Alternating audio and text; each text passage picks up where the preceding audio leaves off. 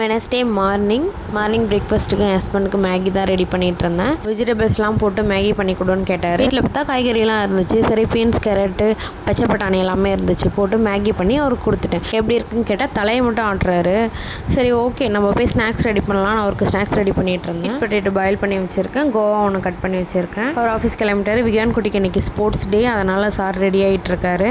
யூனிஃபார்ம்லாம் போட்டு வர சொல்லியிருந்தாங்க. அதான் ட்ராக்கும் யூனிஃபார்மும் போட்டு விட்டேன். ஸோ இந்த எக்ஸசைஸ்லாம் பண்ணணும், ஸ்போர்ட்ஸ் டேக்கு பண்ணி காமிச்சிட்ருந்தான். ஸோ அவங்களையும் போய் ஸ்கூலில் விட்டுட்டு வந்துட்டோம்.